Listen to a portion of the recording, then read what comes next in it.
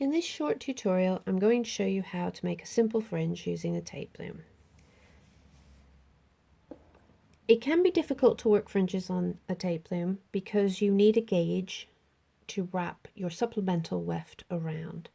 So a good place to start is to simply work a very short fringe and use a cord as your gauge.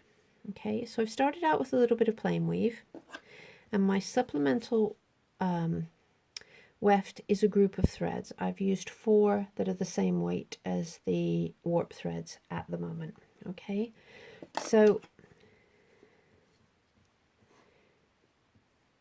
regular weft through,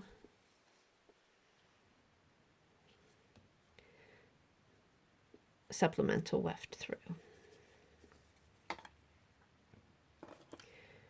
Change the shed, regular weft through,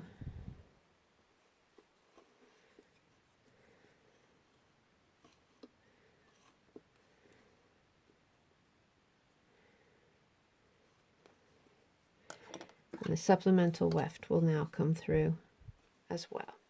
Now you could just work them without a gauge at all and just keep loops and then cut them.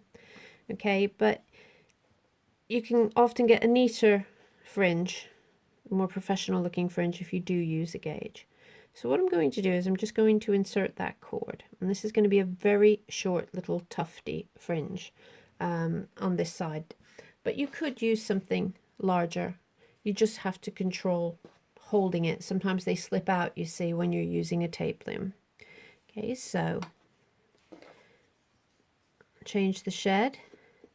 Now it's really important that your ordinary weft thread does not go around your gauge, otherwise you're going to lose the integrity of it even being there. Supplemental weft through,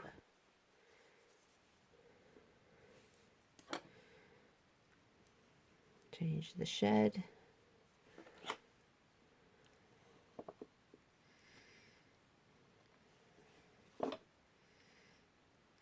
and it does help if you can keep your sheds as tight as possible as well. No, wrong one. Same shed, supplementary weft up, having gone around the gauge.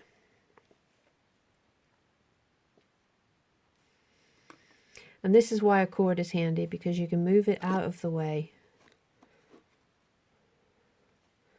to do the next step, and then you can adjust. There we are. Let me just move my warp on a little bit. Okay. Give myself a little bit more room to work. So we've come through with the ordinary, go back with the supplemental, change the shed, through with the ordinary,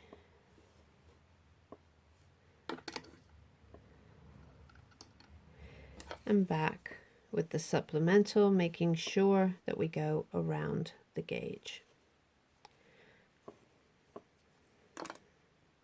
I'm going to weave a bit more so that I can actually show you having taken away the supplemental. So I've woven a little bit more. Fringe is one of those things that really, if you start and finish, which I didn't start, but if you start and finish on the same side as the fringe side, your whole piece will actually look a lot neater. All you need to do then is slide out that cord, and you have some little loops. Now these loops, you could leave them like this if you wanted to, but if you cut those loops, you'll then get a little bit of a fringe. And so it entirely depends upon the effect that you want. It's usually better to use, if you're only using one cord, to have the actual warp threads thinner. So you can do something like this, and that has been done in exactly the same way, but it's got a cut fringe.